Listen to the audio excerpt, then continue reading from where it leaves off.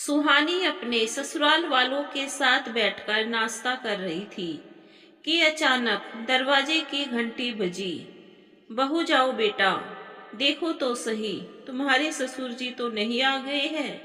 जी mummy जी। सुहानी ने जैसे ही दरवाजा खोला, सामने अपने मम्मी पापा को ऐसी हालत में देख उसके पैरों तले जमीन सरक गई। सुहानी के पिता रामलाल जी दरवाजे पर वही लड़खड़ा कर गिर पड़े। अपने पापा को अचानक जमीन पर बेहोश पड़ा देख सुहानी की चीख निकल गई। चीख की आवाज सुनकर सुहानी के साथ कविता जी और पति रमेश भी दौड़कर आए, तो वह भी हैरान रह गई।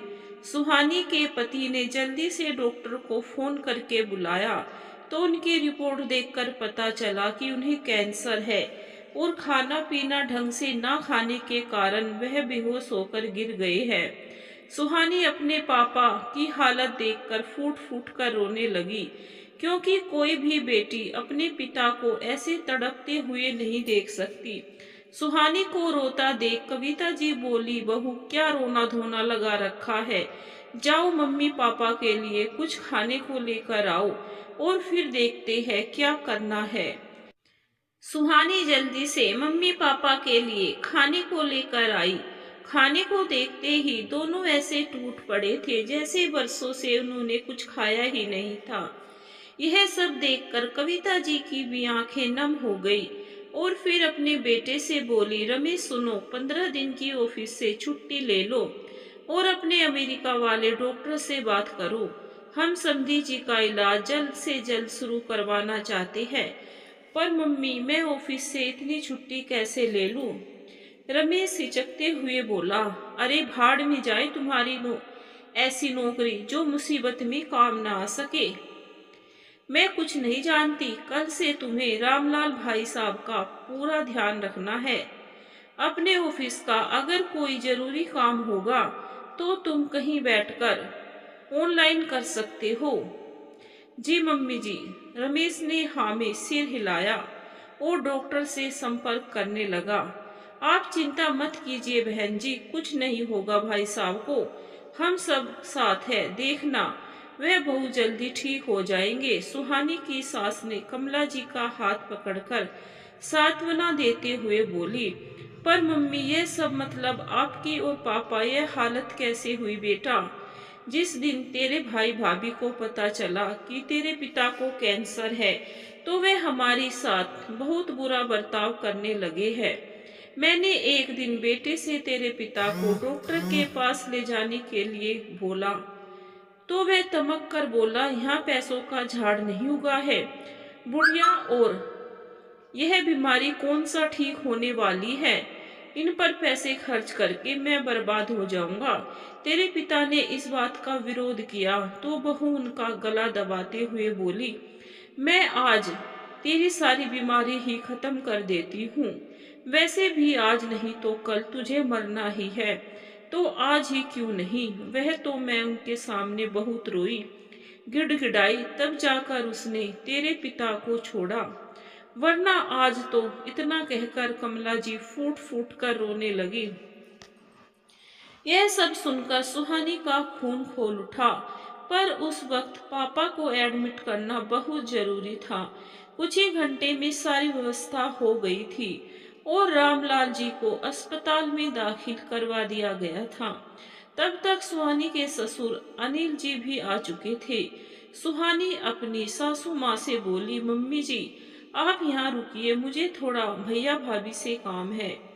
बहू तुम अकेले कहाँ जाओगी? अपने ससुर जी को साथ लेकर जाना।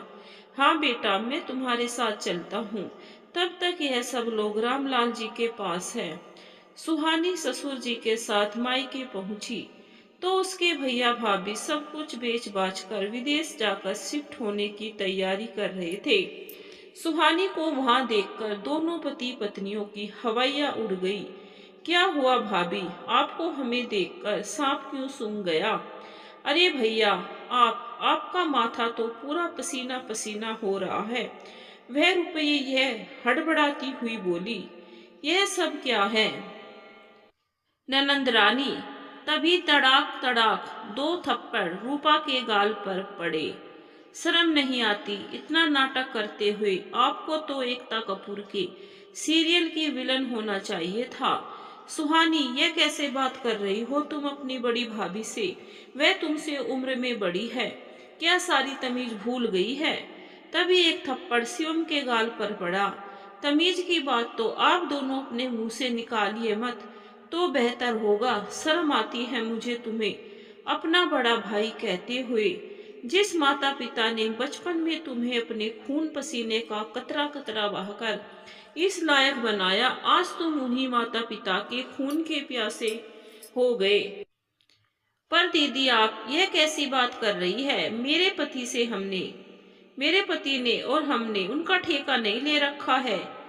अरे, उनकी बीमारियों में ही उलझे रहते तो अपनी जिंदगी कब जीते?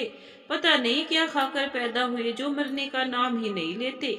खबरदार भाभी, जो एक शब्द में मेरे मम्मी पापा के खिलाफ निकाला तो बहुत उत्साहित हो रहे हो ना अपनी जिंदगी के खुशनुमा पल जीने के लिए, तो देरी किस बात की है? इंस्पेक्टर साहब, जरा इन्हें जिंदगी के मजे तो दिलवाए और ऐसी खातिरदारी करना कि इनकी हालत देखकर अपने माँ बाप के साथ बुरा करने वाले बेटे बहू की भी रूह कांप जाए।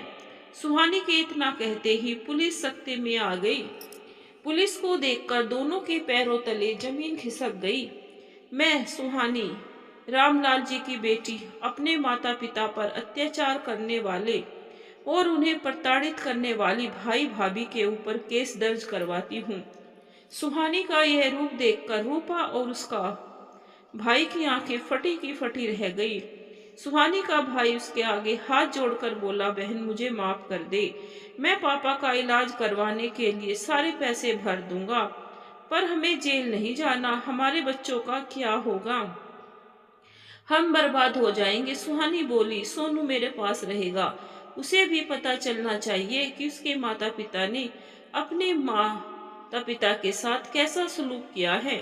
लेकिन तुमने जो किया है उसकी सजा तो तुम्हें जरूर मिलेगी।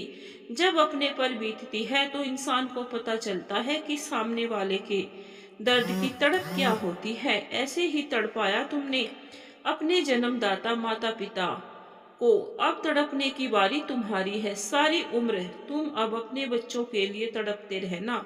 सुहानी ने दलाल से अपने मकान के पेपर छीन लिए और ससुर के साथ वापस लौट आई।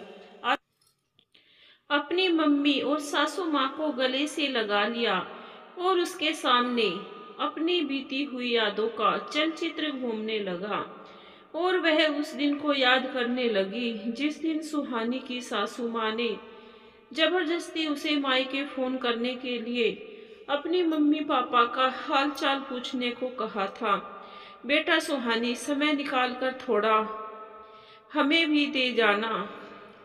न जाने ईश्वर ने हमारे खाते में और कितने दिन लिखे होंगे।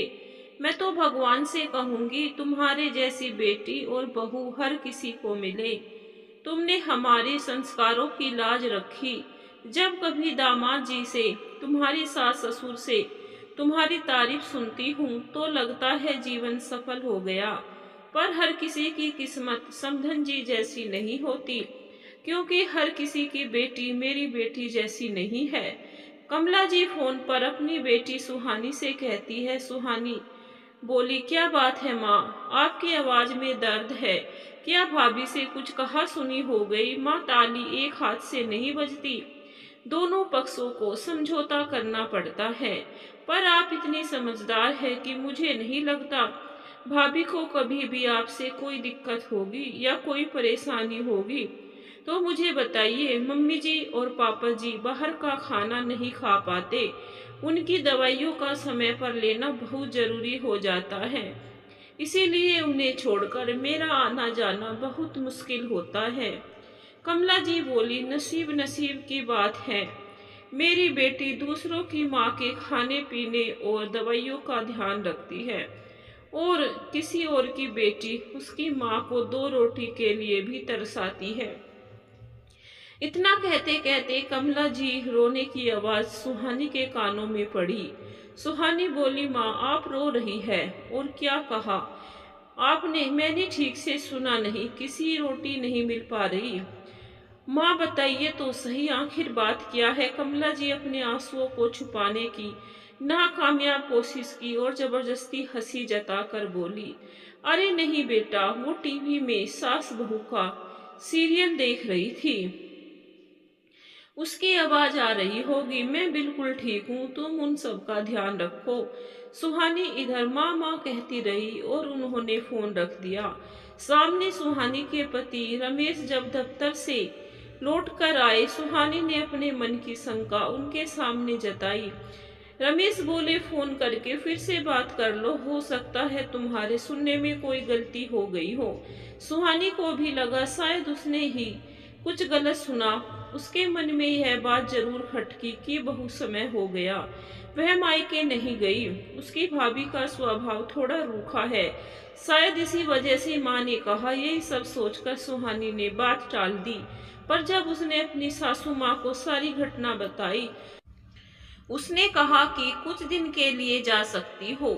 सुहानी ने कुछ तय नहीं किया, पर उसने दिमाग में यह बात चल रही थी। ठीक एक हफ्ते बाद सुनते हैं, मैं दोपहर का खाना बनाकर रख दिया है। राजू और पिंकी ट्यूशन पढ़ने जाना है, आज आपकी छुट्टी भी है, तो बस मेरी इतनी मदद कर दीजिए कि उन दोनों को ट्यूशन छोड़ आइएगा और फिर 1.5 घंटे बाद ले आइएगा। ध्यान रहे कि भूल मत जाइएगा। और हाँ, माँ जी खाना परोसने में आपकी मदद कर देगी, बस ध्यान रखिएगा कि वह खाना ठीक तरीके से खाए। वैसे खाने के टेबल पर आप रहेंगे तो उन्हें खाना अच्छा ही लगेगा, जब मैं रहूंगी तो खाना जरूर बेस्वाद लगेगा। बहू चाहे जितना भी कर ले, बेटा पास रहता है तो माँ बाप को अच्छा लगता ही है, इसमें कोई बुरी बात नहीं है। सुहानी रमेश से मुस्कुराते हुए कहती है। रमेश बोला, अगर तुम्हें मेरी माँ का प्यार चाहिए तो अगले जन्म में तुम उनका बेटा बन जाना और मैं उनकी बहू बन जाऊंगा। और वैसे तुम कहाँ जा रही हो जो मुझ पर इतनी बड़ी बड़ी जिम्मेदारियां छोड़ रही हो? तुम जानती हो ना, ना तो बच्चे मेरी बात सुनते हैं और ना ही माँ और पापा। फिर कैसे तुम कुछ घंटों के लिए उन सब की जिम्मेदारी मुझ पर छोड़ रही हो? नहीं नहीं, मैं नहीं संभाल सकता, तुम हमें छोड़कर नहीं जा सकती। सुहानी बोली, हद करते हैं आप, सब कुछ करके जा रही हूँ, बस इतना ही तो बोल रही हूँ कि बच्चों को ट्यूशन छोड़ दीजिए और फिर ले आइएगा। माँ जी सब कुछ देख लेती है। हाँ, वो बात अलग है कि मैं सामने रहती हूँ तो वह कुछ करना नहीं चाहती, वरना मेरे पीछे से वह बहुत अच्छे से घर संभालती है। आखिर उन्हीं से तो मैंने सीखा है घर गृहस्थी को संभालना। रमेश बोला, एक तरफ तो तुम माँ की शिकायत करती हो कि वह तुमसे ज्यादा मुझे चाहती है, तुम्हारी वह तारीफ नहीं करती, फिर दूसरी तरफ तुम माँ की तारीफ भी करती हो कि उन्होंने ही तुम्हें घर गृहस्थी सिखाई। पता नहीं तुम माँ के बारे में क्या सोचती हो। सुहानी बोली, सुनो जी, जो कहना है कहो, पर मेरी सास के बारे में कुछ मत कहना। और एक बात मैं आपको बता दूं, क्योंकि मुझे लगता है आप भूल रहे हैं कि 15 दिन बाद गर्मियों की छुट्टी पड़ने वाली है और मुझे मायके जाना होगा। तो हाँ, जाने से पहले उन लोगों के लिए कुछ उपहार ले लेती हूँ और घर का जो भी सामान होगा वह भी लाकर रख दूंगी, ताकि आपको बाजार जाना ना पड़े, समझे मेरे भुलक्कड़ पतिदेव। तभी उधर से सुहानी की सास कविता जी आई और बोली, बहू, लोग मायके से उपहार लेकर आती है और तुम मायके उपहार लेकर जाती हो। हमें याद है जब हम मायके जाते थे तो 2 जोड़ी कपड़े ले जाते थे और उधर से घर भर के लिए कपड़े और उपहार, मिठाई और न जाने क्या क्या लेकर आते थे। पर यहाँ तो उल्टी गंगा बह रही है। सुहानी मुस्कुराकर बोली, मेरी प्यारी सासू माँ, आपको याद है जब मैं पिछली होली में मायके गई थी और वहां से जब आप सबके लिए माँ ने उपहार भेजे थे तो आपने क्या कहा था? बहू, बस उपहार लेकर आती हो, कभी मायके वालों को भी उपहार दिया करो, क्योंकि ससुराल के साथ साथ मायके की भी जिम्मेदारी एक औरत पर होती है। शादी के बाद पति और ससुराल क्या मिल गया? तुम तो उन्हें कुछ देना भी भूल गई। कविता जी सुनकर मुस्कुराने लगी। सुहानी बोली, माँ जी, मैं 2-3 घंटे में बाजार से होकर आती हूँ। बस आप लोग अच्छे से खाना खा लीजिएगा। और हाँ, अगर मुझे आने में देर हो जाए तो जब काम वाली आए तो उसे कहिएगा रसोई के सारे बर्तन लेकर रसोई को साफ कर दे। बस एक बार आप देख लीजिएगा, वरना वह कामचोर जहाँ जहाँ बर्तन रहता है वहाँ पहुँचती भी नहीं है। अब मैं चलती हूँ, वरना लेट हो जाएगा। कविता जी बोली, बहू, एक तरफ कहती हो कि तुम्हें आने में देर हो जाएगी और फिर तुम तो खाना खाए नहीं, फिर कैसे जा सकती हो? सुहानी बोली, माँ जी, सुबह इतना खाया है, अभी बिल्कुल भी भूख नहीं है, और भूख लगेगी तो मैं मॉल में जूस पी लूंगी, पर अब मुझे जाने दीजिए। बस आप लोग ठीक से खा लीजिएगा। और हाँ, आप पतिदेव जब सब खाना खा ले तो एक बार मुझे बता दीजिएगा, वरना मेरा ध्यान यही लगा रहेगा। इतना कहकर सुहानी ने जल्दी से 2 थैले उठाए और घर से निकल गई। रमेश कविता जी से बोला, माँ, क्या आपको भी मायके जाने की खुशी में भूख नहीं लगती थी? न जाने औरतों की यह क्या आदत है, जब वह मायके के लिए कुछ करती है या वहां जाने की तैयारी में रहती है तो उनकी भूख प्यास मिट जाती है। कविता जी बोली, बेटा, तुम नहीं समझोगे, औरत का मन मायके और ससुराल में बट जाता है। क्या करे, किसी को भी छोड़ना नहीं चाहती, क्योंकि औरत के अंदर भगवान ने इतनी ममता जो भर रखी है। इतना कहकर कविता जी अपने कमरे में आराम करने चली गई। मॉल पहुंचकर सुहानी ने सबके लिए कुछ न कुछ उपहार लिए, यहाँ तक कि ससुराल वालों के लिए भी कुछ न कुछ ले ही लिया। बस अपने लिए कुछ नहीं लिया, क्योंकि सबकी खुशी में एक औरत को जितनी खुशी मिलती है वह कोई नहीं जान सकता। अपने लिए कुछ भी खरीदने से पहले औरत सोचती है, बेकार में क्यों खरीदना, वही कोई दूसरा एक फल भी दे दे तो वह बहुत खुश हो जाती है। सुहानी ने बाजार से ही अपनी माँ को फोन करके बता दिया कि वह मायके आ रही है। माँ यह सुनकर खुशी से फूली नहीं समा रही थी, परंतु वह उसकी भाभी रूपा गुस्से से लाल पीली हो रही थी और अपनी सास को ताने दे रही थी। खुद के खाने का ठिकाना नहीं है और बेटी को बुला रही है। अरे, बेटी की इतनी ही चिंता और याद सताती है तो खुद बेटी के पास क्यों नहीं चली जाती है? इतनी बेटी की माँ होती होगी जिनके बेटे नहीं होते हैं, तो भी अपनी बेटियों के पास रहती है। मैं तो कहती हूँ, आप मान लो कि हम लोग शहर में नहीं रहते और चली जाओ अपनी बेटी के पास रहने के लिए। कल्पना जी ने रूपा की बातों को दरकिनार किया और चुपचाप अपनी बेटी के आने की खुशी में खुश हो रही थी। इधर सारी खरीदारी करके जब सुहानी घर पहुंची तो वो थक कर चूर हो गई थी। घर आते ही कविता जी बोली, इसीलिए कह रही थी बाजार में इस गर्मी में जाना ठीक नहीं है। अरे, तुम्हारे घर में जितने छोटे हैं तुमसे उससे बेहतर होता, सबको 500-500 रुपए हाथ में पकड़ा देती, अपनी मर्जी से कुछ ले लेते। पर नहीं, तुम्हें तो मॉल से ही कपड़े खरीदने हैं, जहां 200 की चीजें 500 में मिलती है और 500 की चीजें 1000 रुपए में। खैर छोड़ो, मेरा क्या है, अपने पति के पैसे लुटा रही हो, अपना ही घाटा कर रही हो। इतना कहकर वह टहलने चली गई। रोज छोटी मोटी बातें कविता जी सुहानी को आते जाते सुना देती थी, पर अब तो सुहानी को सुनने की आदत सी हो गई थी। अब वो उनकी बातों को मन पर नहीं लगाती थी। जैसे जैसे दिन बीत रहा था, बच्चे तो नाना नानी के घर जाने के लिए उत्साहित हो रहे थे, पर सुहानी को पति और सास ससुर की चिंता सताए जा रही थी, जो कि बहुत कम बहुओं में देखा जाता है। जाने के एक दिन पहले रात में सब खा पी कर सो जाते हैं।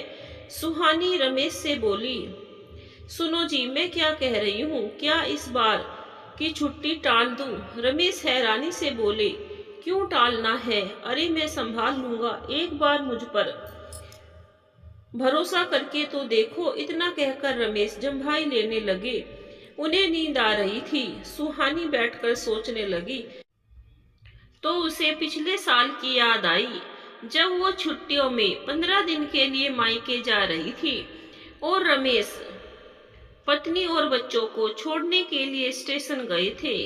सुहानी ने सख्त हिदायत दे दी थी कि माँ जी और बाबूजी का ध्यान रखिएगा। वैसे तो वे दवाई समय पर ले लेते हैं, फिर भी समय समय पर उनसे एक बार पूछ लीजिएगा। और हाँ, खाना बाहर का मत मंगवाइएगा। बाहर का खाने से उन्हें बदहजमी होने लगती है। अपना भी ध्यान रखिएगा, ऐसा ना हो कि सबका ध्यान रखने में अपनी साथ लापरवाही कीजिएगा। मैं फोन करके यहाँ की खबर आपसे लेती रहूंगी। ट्रेन चलने को आई थी, फिर भी सुहानी परिवार के लिए अपनी चिंता जता रही थी। रमेश बोले, हाँ हाँ ठीक है, अब तुम आराम से जाओ। मैं तो कहता हूँ 15 दिन की बजाय 1 महीना रहकर आओ माँ बाबूजी के साथ।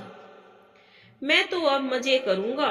और रही बात उनके ख्याल रखने की, तो भूलो मत, मैं उनका इकलौता बेटा हूँ। रमेश ने अपनी कॉलर ऊपर करते हुए कहा। सुहानी बोली, आपको नहीं लग रहा आप कुछ ज्यादा ही अकड़ रहे हैं? रमेश बोले, तुम देख लेना, एक बार भी तुम्हें यहाँ की शिकायत नहीं मिलेगी और कोई नहीं कहेगा तुम्हें इतनी जल्दी जल्दी घर आ जाओ। नेहा मुस्कुराती हुई ट्रेन में बैठ गई और सोचने लगी कि मेरे माता पिता की भी मेरी भाभी इतनी ही सेवा करती होगी। आखिर मैं भी तो अपने सास ससुर को माता पिता से कम नहीं समझती। मन में अच्छी भावनाओं को लेकर सुहानी पुरानी यादों में खो गई और कुछ ही देर में ट्रेन छुक छुक करती हुई निकल गई। सुहानी को छोड़कर लौटते समय रमेश रास्ते में सोचा, अभी तो सुबह के 8:30 बजे है, क्यों ना रास्ते से नथुराम की कचौरी और जलेबी लिए चलूं। बाबूजी खुश हो जाएंगे, नाश्ते का झंझट भी खत्म हो जाएगा और सुहानी जो बना कर गई है उसे दोपहर में हम सब मिलकर खा लेंगे।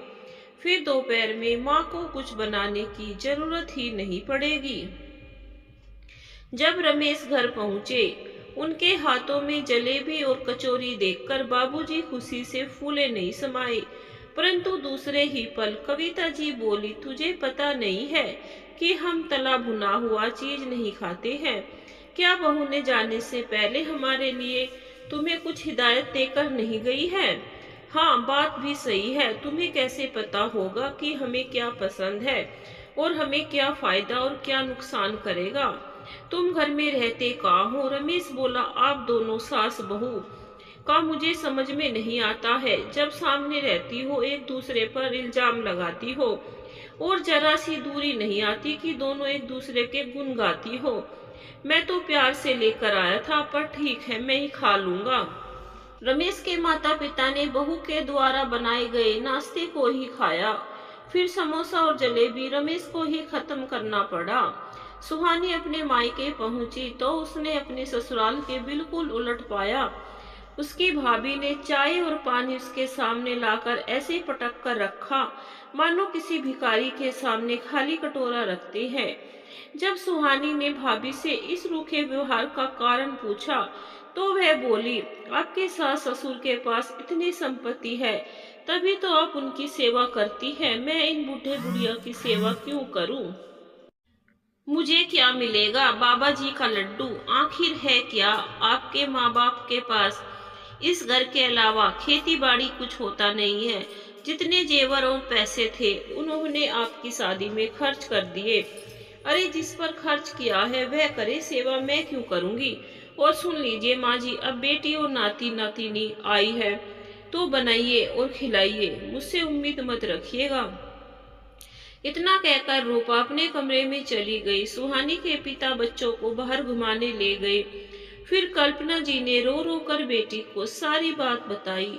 सुहानी ने अपने भाई को बैठा कर समझाया कि अगर तुम्हें मम्मी पापा से इतनी ही दिक्कत हो रही है तो उन्हें महीने का खर्चा दो या फिर घर का किराया दो, वरना मुझे पुलिस में जाकर कंप्लेन करनी होगी। भाई समझदार था, वह अपनी पत्नी को लेकर ऊपर वाले कमरे में शिफ्ट हो गया और उसने समझाया कि अगर बहन ने पुलिस में कंप्लेन कर दी तो जेल हो सकती है। यह सुनकर रूपा डर गई। सुहानी ने पहले अपने माता पिता की रहने खाने की पीने की सबकी व्यवस्था की और पुलिस में जाकर एक छोटी सी कंप्लेन भी कर दी, ताकि उसके बाद जाने के बाद पुलिस वाले बीच बीच में आकर उसके माता पिता की खोज खबर लेते रहे। बड़ी मुश्किल से एक दिन कटा। उस रात सुहानी ने खुद माता पिता और बच्चों के लिए खाना बनाया और सबके साथ रहती, पर इसकी भनक उसने ससुराल में नहीं लगने दी, क्योंकि मायके की इज्जत तो बेटी को ही संभालनी पड़ती है। अगले दिन रमेश को खट्टी डकार आने लगी। जब रमेश माता पिता के दवाई का डब्बा उनके सामने रखा तो कविता जी बोली, पहले खुद जाकर गैस की दवाई ले लो और इतनी सारी दवाइयाँ हमारे सामने रख दी, हमें कैसे पता चलेगा कि अभी हमें कौन सी दवाई लेनी है। वह तो कल पूरे दिन की दवाई बहू पर्ची पर लिख कर गई थी, क्योंकि यह सब तो बहू देखती थी, मुझे तो पता भी नहीं है कि कौन सी दवाई कब लेनी है। रमेश बोला, हे भगवान माँ, यह बात आप पहले नहीं बता सकती थी, कम से कम मैं सुहानी से पूछकर लिख लेता। अब मुझे उसे फोन करना पड़ेगा। रमेश ने तुरंत फोन निकाल लिया और सुहानी को फोन लगाया। सुहानी उन्हें बताती गई, फिर रमेश माता पिता को दवाई खिलाते गया। इसी तरह सुहानी के जाने के बाद भी रमेश को उसे अनगिनत बार फोन करना पड़ा, जैसे कौन सी चीज कहाँ रखी है, माँ बाबूजी को क्या पसंद है, यह खाने से कहीं उन्हें नुकसान तो नहीं होगा, कौन सी दवाई कब लेनी है। आज माँ को बच्चों की याद आ रही है तो उनसे बात करवा दो। दोनों दिन गिन गिन काट रहे थे। कुछ रोज में रमेश थका थका सा रहने लगा, मानो कुछ अधूरा सा हो। एक रोज वह सुहानी को फोन किया और बोले, कहना तो नहीं चाहता था पर मैं खुद को बहुत बेबस महसूस करने लगा हूँ। माँ बाबूजी का अकेलापन मुझसे देखा नहीं जा रहा। मैंने सोचा नहीं था कि मुझे तुमसे यह कहना पड़ेगा कि तुम लौट आओ। मैं अपनी कही हुई बातों को वापस ले रहा हूँ। मुझे बहुत घमंड था अपने अकेले बेटे होने का कि मैं सब कुछ संभाल सकता हूँ, पर सच तो यह है कि मुझसे नहीं हो पा रहा है। रमेश की सारी अकड़ धरी की धरी रह गई। आखिर उसे सुहानी को फोन करके एक हफ्ते में ही बुलाना पड़ा। सुहानी भी बिना संकोच किए पहले अपने माता पिता के रहने खाने की व्यवस्था की और अपने भाई और भाभी को समझाकर सिर्फ बच्चों को लेकर वापस आई। सुहानी और बच्चों को देखते ही घर के हर सदस्य के चेहरे पर मुस्कान छा गई, जो कि देखने लायक थी। जैसे पतझड़ के बाद सूखे वृक्ष पर कैसे कोमल कोमल पत्तियां मुस्कुराती है, बिल्कुल वैसे ही सभी के चेहरे खिल रहे थे। रमेश अपनी माँ को देखकर बोला, माँ, एक हफ्ते से अपना उदास चेहरा बनाकर रखा था। मैं कुछ भी कहता था आपके चेहरे पर हंसी नहीं आती थी। और अपनी बहू, जिससे हरदम अब छोटी छोटी बातों के लिए नाराज हो जाती थी, उसे देखकर आप खुश हो गई। ऐसे कैसे हुआ? कल्पना जी मुस्कुराकर बोली, तुम्हें क्या पता, और ऐसा क्यों ना हो। भला आखिर बहू हमारे परिवार की संजीवनी बूटी है, जो अपने कर्मों से हमारे अंदर हर रोज नए जीवन के जीने की चाह जगाती है। अब तुम ही बताओ, ऐसे में मैं मुस्कुराऊं भी ना तो क्या रोऊं? आखिर हमारी बहू जो लौट आई है। रमेश के पिता हंसकर बोले, बेटा, तुम हमारी बात कर रहे हो? तुम्हारे चेहरे की चमक क्यों गायब हो गई थी? खाना खाते थे पर उदास मन से, बस पेट भरने के लिए। अब देखो, बहू को देखा नहीं कि तुम्हारे चेहरे की चमक वापस आ गई। और माँ को बोल रहे, सच कहा पापा, इस एक हफ्ते में मुझे एहसास हो गया कि औरतों की जगह घर में क्या होती है। जब औरत घर में ना हो तो सूनापन लगता है। उसकी बातें करना, हम सबको छोटी छोटी बातों के लिए टोकना और वह उसकी चिंता, उसी से घर रोशन होता है। कविता जी बोली, जिस रोज यह बात मर्द को एहसास हो जाए तो औरत की आधी चिंता खत्म हो जाती है और दुनिया भर की खुशी उसे मिल जाती है। रमेश हंसकर बोले, हाँ माँ, यह बात तो मैं आज समझ चुका हूँ। और सबसे अहम बात मैंने यह जाना कि इस वक्त माता पिता के बुढ़ापे का असली सहारा एक बेटा नहीं बल्कि एक अच्छी बहू होती है। अब तो मैं यह बात हर किसी को बताऊंगा कि बेटा अच्छा हो ना हो, बहू अच्छी होनी बहुत जरूरी है। रमेश की यह बातें सुनकर सुहानी की आंखें भर आई। उसने सोचा कि चलो, मेरा जीवन सफल हो गया। अब परिवार में पति और पत्नी से और सास ससुर बहू से खुश हो तो उस बहू को और क्या चाहिए। काश कि यह बात मेरे भाई और भाभी भी समझ ले तो मेरे माता पिता का कष्ट भी दूर हो जाए। उसे रोज सुहानी ने सबके मनपसंद चीज बनाई। सबने भरपेट खाना खाया। खाने के बाद सास ससुर हो या बच्चे अपने कमरे में ऐसे निश्चित होकर सोए मानो जमाने से ना सोए हो। रमेश ने सुहानी का हाथ थाम कर कहा, आज समझ में आया कि तुम्हारे बिना यह घर और मैं बिल्कुल अनाथ हो गए थे। तुम अगली बार से अपने माता पिता को यहीं बुला लेना, पर हमें छोड़कर मत जाना। सुहानी ने आगे बढ़कर रमेश को गले से लगा लिया और भीगी आंखों से उसने वहां की सारी आप बीती रमेश को बताई। रमेश बोला, तुम अगर चाहो तो अपने माता पिता को यहाँ ला सकती हो या फिर चाहो तो उनकी देखभाल वहां भी जाकर कर सकती हो। मेरी तरफ से तुम बिल्कुल आजाद हो। बस ज्यादा दिन के लिए मुझे छोड़कर मत जाना। यह बात सुनकर सुहानी के चेहरे पर हंसी आ गई। अभी कुछ ही दिन बीते थे उसे ससुराल में रहते कि उसके मम्मी पापा इस हालत में उसके ससुराल पहुंचे जैसे जिसे देखकर सब दंग रह गए थे। सुहानी ने तो इस चीज की कल्पना भी नहीं की थी कि इतनी डराने धमकाने के बाद भी उसके भैया भाभी इतने गिर सकते हैं। समय बीतता गया। कुछ ही महीने बाद रामलाल जी का स्वास्थ्य धीरे धीरे ठीक होने लगा था। इस सब की जिम्मेदारी उसकी सास और ससुर दोनों मिलकर निभा रहे थे। क्योंकि सुहानी और रमेश दोनों नौकरी करते थे, इसीलिए वह नौकरी और घर संभालती और उसके साथ जो उसके मम्मी पापा की देखभाल करते थे। ऐसे ही सब हंसी खुशी समय व्यतीत कर रहे थे कि एक दिन सुहानी के भाई और भाभी गिड़गिड़ाते हुए उसके पास आ पहुंचे और मम्मी पापा की कदमों में गिरकर माफी मांगने लगे। कविता जी को उसके भैया भाभी पर बहुत गुस्सा आया और उसने भैया को खींचकर 2 थप्पड़ मार दिए।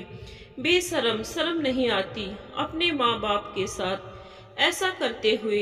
एक तो ऐसी हरकत की, ऊपर से यहाँ आकर अपने मगरमच्छ के आंसू भी बहा रहे हो। निकल जाओ मेरे घर से और आइंदा से इस घर की तरफ आंख उठाकर भी मत देखना। कविता जी ने उन दोनों को धक्के मारकर निकाल दिया और उस दिन के बाद से कभी बेटे की तरफ रामलाल जी और कल्पना जी ने मुड़कर नहीं देखा। रूपा का बेटा भी इतना समझदार था कि वह भी अपने माता पिता के साथ नहीं गया। जिस तरह से उन्होंने अपने माता पिता को तड़पाया, आज वह खुद अपने बच्चे के लिए तड़प रहे हैं।